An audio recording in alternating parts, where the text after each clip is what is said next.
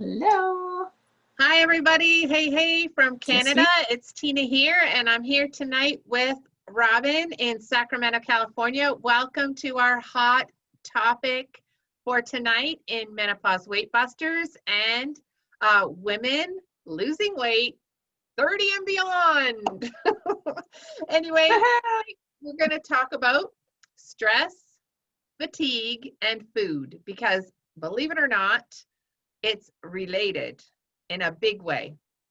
And tonight I'm going to be talking to you about some of the foods that you can try to stay away from, and Robin's going to make this amazing comeback and give us lots of good stuff we can eat instead of the bad stuff I'm going to talk about. So Yay. first and foremost, I just want to say that when you are thinking about the food you're eating, you must relate it to stress and fatigue. Because what's happening inside is affecting how we feel and what's coming on the outside. So what happens when we're eating foods that stress us out? We're putting a lot of strain on our bodily systems. We're also increasing inflammation. And I think that's why when we do the detox, Robin, and we eat clean for 1 week, like really so clean, and that inflammation's gone, people can't believe it, right? You Right. can't believe that you had that kind of inflammation in your body. You just never thought of it. And then lastly, when we're eating foods that stress us out, we're increasing our cortisol levels. What is cortisol? Well, it's our stress hormone. And the worst part for us, if we're perimenopausal or menopausal, is that we already have a higher level of cortisol because we have lost our estrogen. Goodbye, estrogen. Hello, cortisol. It's That. not fair. Anyways, here's some foods that I think you guys should stay away from. We should all stay away from. First and foremost, white flour, right? It's been refined. So when something is refined, it's stripped of all its rich layers. Whatever it came, to the flour factory with, it's gone. Right? And those primary layers are the germ and the bran. So when it's refined, what happens is our body will absorb it really fast and digest it really fast. And then what happens there? Whenever we absorb stuff really fast or digest food fast, our blood sugar levels increase. And then our cortisol levels increase. So that's what happens. Anyways, my light just went out. We're going to live without it. You're going to see me in the dark. I'm in the dark here. Okay, anyway, sorry. I digress. Anyway, so white flour, you've got to stay away from white flour. Secondly is salt. As soon as you increase your sodium levels, you're increasing your blood pressure, you're increasing the inflammation in your body. So you're instantly putting strain on your cardiovascular system, on your heart, right? So we've talked about this a lot in the group. We've done posts on it. Robin has done some great lives showing all her different no salt Mrs. Dashes. She has a huge Mrs. Dash stash. Yes. And I am now a Mrs. Dash stasher too. Dasher! Amazing, right? It comes in so many different flavors, but so you can make stuff flavorful without utilizing the sodium, right? That's going to put the strain on your cardiovascular system. Next is, and people feel bad about this because I know it's easy to make sandwiches, but processed meat. So any deli meat it's really a no-no. It's better to go and roast your own chicken, chop it up, and make your sandwiches, right? That sort of thing. So deli meat, hot dogs, store-bought sausages. Like if you buy your sausage from the butcher that you know from down the street, there's not really the preservatives and stuff in it that there are in store-bought. And beef jerky. All of these full of sodium and preservatives. So they're a no-no. That stuff just totally crashes your energy levels and increases your stress. Sugar. Well, we all knew that. That's another one of those refined things, right? But you can spike your cortisol levels, those stress hormones, by having just one drink or a glass of soda or soft drink or pop. We call it pop in Canada, but anyways. So just one, or having like a big dessert can totally spike your cortisol levels. Now, am I telling you not to have Any dessert? Absolutely not. We've talked about this before too, right? If you know you're going to plan for dessert and have a nice dessert, just make sure that you're having your dessert close to the finish of your meal instead of sitting around for a couple of hours. Yeah. Yes, Robin? Can I add something just as my mom brain fires back on? My kids are a Sure. little now, but I know when they were little, and I used to think, oh, we don't drink soda in my house. I thought I was doing super good, but I would give them fruit juices. So pay attention to the labels on the fruit juices. Yes, it's better to give them whole, fresh pressed, the best quality fruit juices, but look at the sugar on the label for serving sizes. These, full jug glasses of orange juice or apple juice, even though it is fresh and from straight picked on the farm, whatever, it's loaded with too much sugar. So keep the volume down, or you can add water to it. If you start doing that when they're young, they don't know the difference and they won't acquire that taste in their mouth for that super, super sugary on a regular basis. You don't need to have 16 ounces of orange juice with your breakfast every morning. So just little mindful tweaks that way. And if you're doing that yourself too, just be careful there. That's just one little area that you can omit or not serve it on a regular basis. Yeah, that's awesome, Robin, and thanks for that.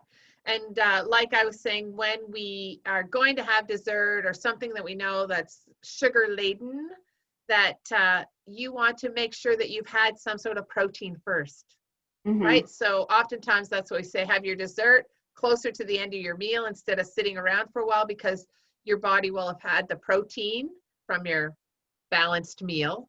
And then you're able to dispel the sugars, displace the sugars in your body instead of raising those cortisol levels. Things to watch out for are coffee drinks or the sauces that you buy in the container, right, to add to meats or stir fries or things like that. They're full of sugar. Salad dressings, look at your yogurt labels. Really, the only thing that's good is absolutely plain Greek yogurt. And don't think, oh, vanilla, that's plain. Nay, nay. Like some people think it's just the fruit bottomed ones, that are full of sugar. But if you're getting a flavored yogurt, it's full of sugar too. And boxed cereals, as much as we all would like, once a year even, a little Captain Crunch to remind me of my university days. I can't do it. Don't do it, anybody. Okay. Number 5, fried foods. Now, we all know, right? Anything that's like fried and sopping is just going to really decrease your energy level, leave you feeling sluggish, that sort of thing. Make choices. Make choices to saute, roast, steam, grill, or bake. 5 other choices other than frying. But if you are going to fry, then you want to utilize avocado oil or coconut oil, utilizing a healthy oil, not just the crazy oils, the yellow oil that you buy, that we all grew up on. Those ones. The Mazola, don't use that. Sorry, Mazola, but I'm just saying. And it's GMO. Anyways, last but not least, this makes me very sad to say that I have to stay away from wine time, because I like wine time. I have a high stress job. I have a long commute, and alcohol has a sedative effect, right? So it totally decompresses you. You have a little bit, mellowing out. But what happens is once you reach a certain point, then it starts to put stress on other hormones in your body. And you know what it's like. If you've had, you're good to have a nice 1 glass of wine, but then you decide you're going to have 2 big glasses of wine, and the next thing you know, you're not sleeping. You're awake and you fall asleep. Then you wake up in the middle of the night. You're feeling like crap. You don't sleep well. It's like the whole ugly cycle of feeling that stress and fatigue. So those are my 6 things. Nay, nay to white flour. Don't add salt. Watch your sugar. No fried foods. And last but not least, no alcohol. Robin, save us. Save us, Robin. Tell us something good. I'm so glad you went first and I get to be the good cop here today. I do have to say, when you talk about the alcohol thing, you know, here we're in the middle of California, vineyards all around, and going wine tasting is a big part of our lifestyle, or it has been. And I think what is just crazy right now, we're like in a different era of stress. We're all going through something that we've never lived through before, and the pressures at our jobs have changed, our family dynamics have changed. It's just a crazy time. So here we are, the generation that gets to go through menopause during this crazy COVID storm on top of everything else. One thing I've noticed is with the wine time, I react so differently now to, if I do have a full glass of wine or 2 glasses of wine, my body metabolizes it differently. And the one thing that I noticed is it's so much of a habit. And part of what we really want to help people address when they join us in the Zen lifestyle is it's learning new habits and just being aware of what's going on in the habits that you have and what you're grabbing without thinking about it, or preparing without thinking about it. So, you know, when Tina says no wine, no alcohol, pay attention if it's just a habit anyway, and it's not something that's really serving you. Yeah, it's nice to have for celebrations. Try to work it into special occasions if it's something that you're really missing, but also pay attention closely. How do you feel now after you have it? And I don't know, quickly, I don't know what kind of time frame it took, but I realized that I think it was, if I had a second glass of wine, that was what was making me cranky in the middle of the night, feeling yucky, where before it never affected me that way. Yeah. And now I just know, like, I can't do that because I don't like the way I feel later. It's not worth it. And I can direct it back to that. So pay attention to what's triggering you. There might be other foods on that Tina didn't mention, but think, oh yeah, I ate X, Y, or Z tonight and I don't feel very good later. It's possibly because your body's just metabolizing it differently, or different things are going on with your hormone level. So your body's processing it differently than it has in the past. So be mindful there. So the foods that I want to mention that can help you decrease the stress level in your life by naturally adding the nutrition and the vitamins and the nutrients, and helping our whole system do the different things to lower the cortisol or increase the serotonin. We want to increase good things and decrease the bad effects. So what we have, our number one is nuts. So go back to the raw nuts. I love that they're, you know, on our healthy fat column. And I was very happy to see this because, as you probably have noticed in most of the meals that I show pictures of, raw almonds are something that is a big staple in what I'm eating. And they are actually very high in the B complexes and the magnesium. So the B complexes are the vitamins that help regulate our mood. They help regulate our even our circadian rhythm, which is basically your sleep-wake cycle, which is something we all need help with. So increase your intake on raw nuts as your healthy fat. Almonds are good. And I'm going to say filberts, but that's also called Brazil nuts. Or yeah, well, Brazil nuts, you know, oddly enough, wasn't on the list, but that's one of my go-tos because I know, that's why I said it, because I know it's one of your go-tos. Yeah, well, that's good in selenium that's the brain. So, but also they mentioned that pistachios are also good because of their potassium level, which lowers your blood pressure. So increase those raw nuts. The second thing is red bell peppers. So red bell peppers are super high in vitamin C, almost double the content of oranges. What? So if you can increase, yeah, I know everybody, oranges get they're the poster child group there, but yeah, the raw, of course, is best, but the red bell peppers, super, super high in vitamin C, which is going to lower the cortisol. Yay, yay. Keep the heart rate down. And it also has been shown to help people cope better with stress. So we like that, lots of vitamin C. The next one is salmon. So specifically salmon, if you can fit it into your meals 1 to 2 times a week, is awesome. Salmon is a fatty fish, a fatty cold water fish, and that's what we're looking for here. If salmon isn't available to you on a regular basis, look for other fatty fishes. So albacore tuna is a good one. In fact, as far as the tuna categories go, albacore tuna has the highest volume of the specific healthy fat that we're looking for, which is your omega-3s. So go for salmon, albacore tuna, and and healthy fatty fishes. A lot of the smaller, saltier ones that are, in cans are in there. If that's the best you can do, awesome. Just look for those. The next category is spinach. So it is something that some people maybe think, oh, that's so boring. It's another spinach salad or whatever.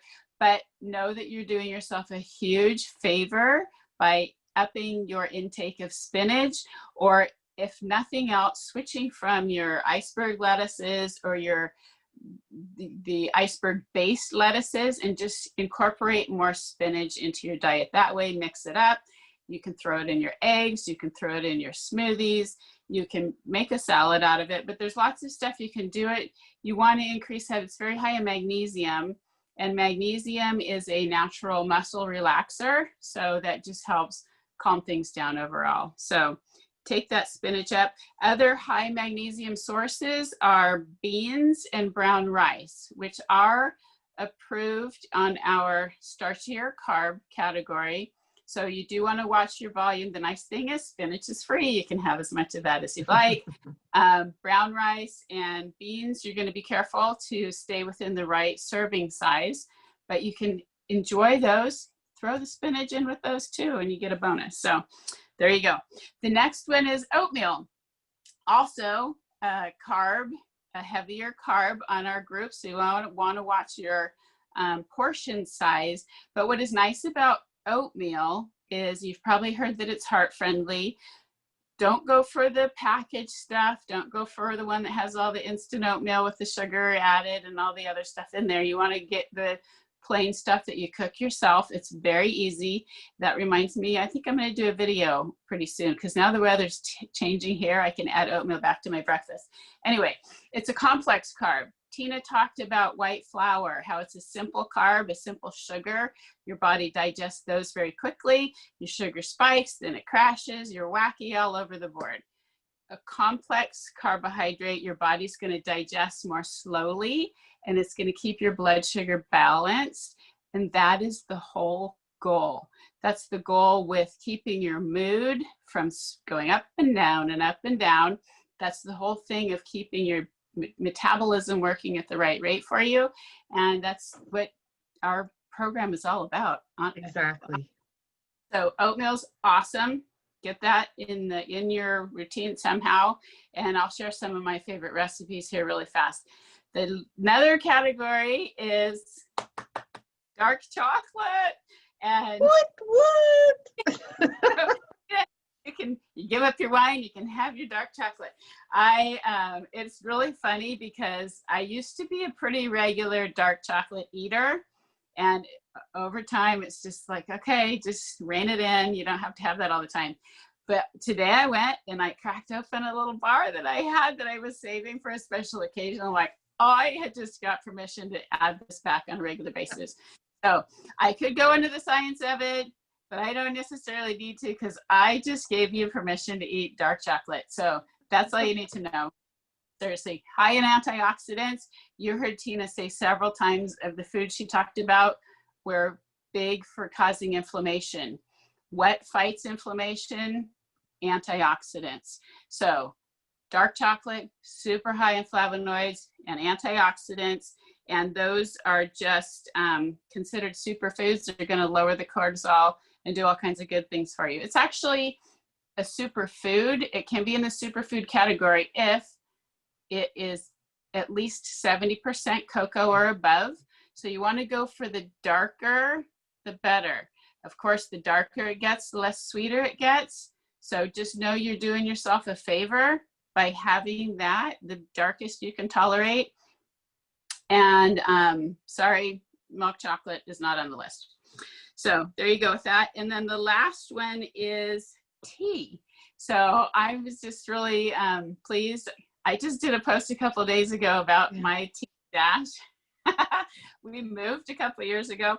I had over 27 boxes of different teas to schlep over to the new house. My friend that was helping us move, she's like, what the heck is this? So teas are awesome. Couple things that I want to point out here. Go for the decaf. Okay.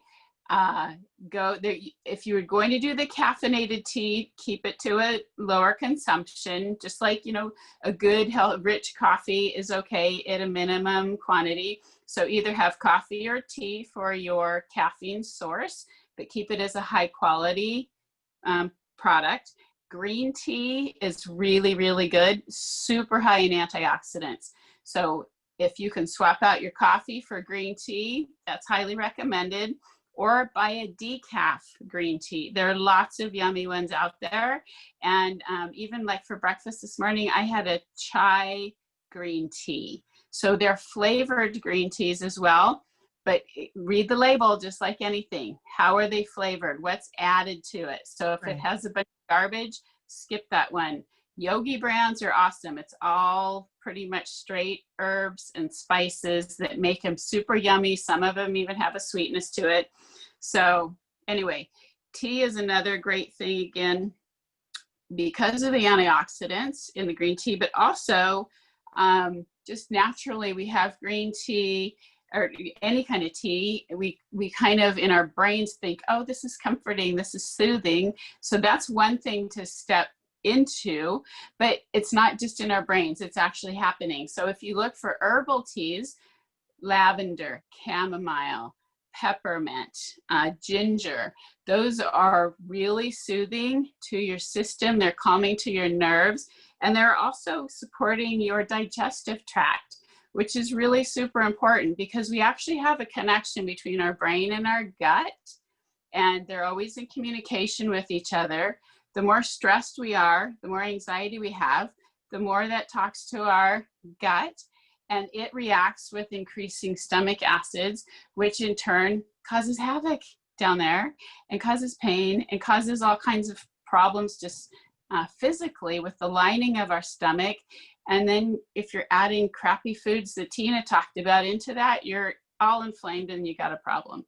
So the more that you can do to calm your nervous system down by incorporating these foods that have the high nutrition, nuts, red bell peppers, salmon or other fatty fishes, spinach, oatmeal, dark chocolate, and teas, that is great. And especially those before bed, if you're having trouble sleeping, chamomile is good, ginger is good. Peppermint, I actually find kind of to wake me up, but if it works opposite for you, good. Lavender is also very nice before you go to bed. So again, you want to decrease the stress, decrease the communication of high anxiety between your brain and your gut so that your whole system works to your advantage. And again, we are just in unprecedented times with the stress levels. And again, what you were doing in the past might not be working today. And that's okay. Give yourself grace.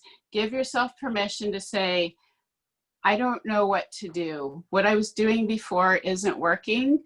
Perhaps some of these little changes can help you. And even earlier this afternoon, I was getting ready to do something on Instagram and a couple of videos popped up. And I thought, this is just crazy, but it shows exactly where we are today as a society. And I saw it's Mel Robbins, you know, the lady, the 54321 lady. It's her birthday. She's normally very energetic. She's normally a motivational speaker. It's her birthday. She was very melancholy and addressing how stressed she feels and how it's just a wacky different time, and some things she's going to be doing to help herself.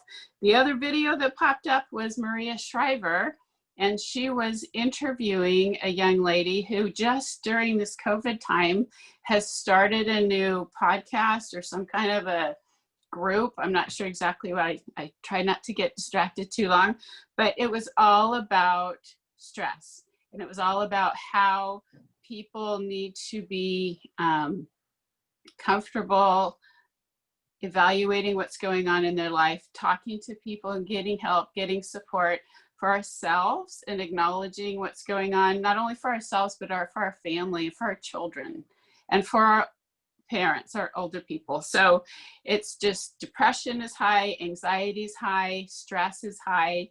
There's nothing wrong with you if this is what you're feeling. It's a crazy time, but please, if there are things that you can do to help yourself out, we've given you some tips. We hope you take those to heart.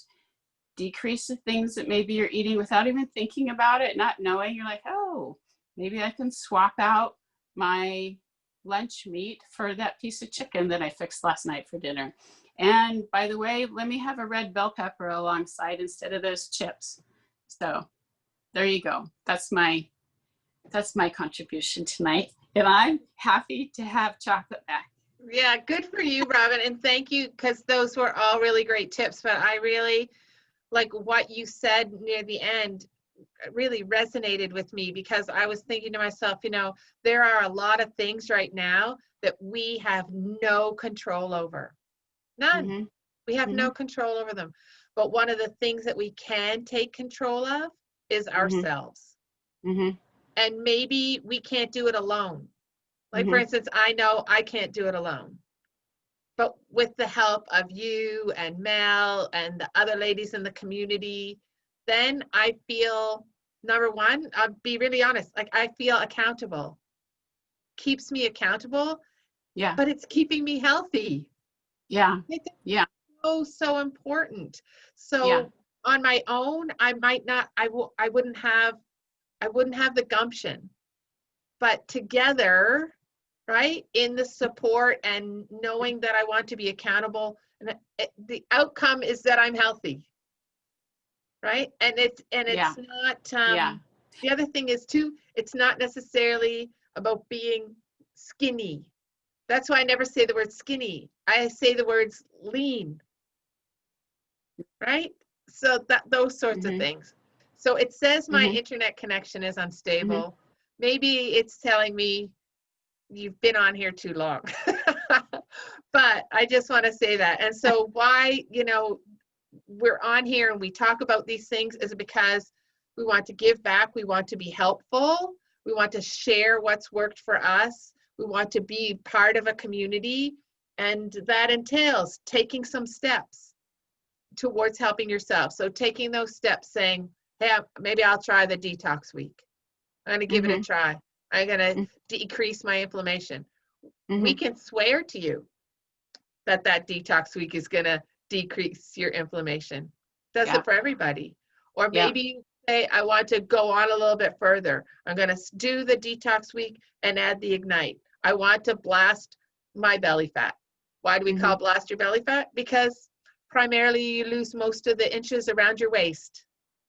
So you're or maybe I want to do the whole thing. I want to keep going, because after the first 4 weeks, when we do the 4 weeks of Thrive, that's really introducing a lot of your old life back and knowing that you have the control, right? The understanding, the knowledge to stay right where you are. That's why, Yes. you see us continuing on like this. That's why people ask us, why does your skin look so good? Why did you're 56? What? You're almost 55? Okay, but we've embraced it. But now it's time to share it with everybody. And that's it to ourselves. Yeah, exactly. And it's not a diet. It's not I'm going to do this for a couple weeks and then go back to my old lifestyle. It's just something that you incorporate and you start, and you want to continue for the same reason, for exactly what you just said. You feel so great. Like, why would you want to go different? And you're not depriving yourself of anything. So you're making better choices. You're changing your habits to reinforce what you really want and the way you really want to feel all of the time. So. Yeah. Perfect, Robin. So, you know, anybody, anytime, Robin, Mel, and I are here. You just need to reach out. That's what this group is all about. Reach out, join in. Amen. Amen. Love to help. Yeah.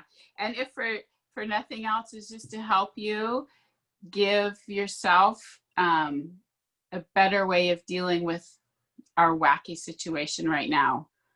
Give yourself a little bit of power, feeling like I can start this, I can do this, and it's something for me, and it's not selfish, because you're going to be better in the end for it. And you're going to show up better to the people that you love in your life, because you're going to be happier. You're not going to be bouncing all around with your mood, and you're just going to feel better. So that's it. All right, my dear. Yeah. That's a wrap.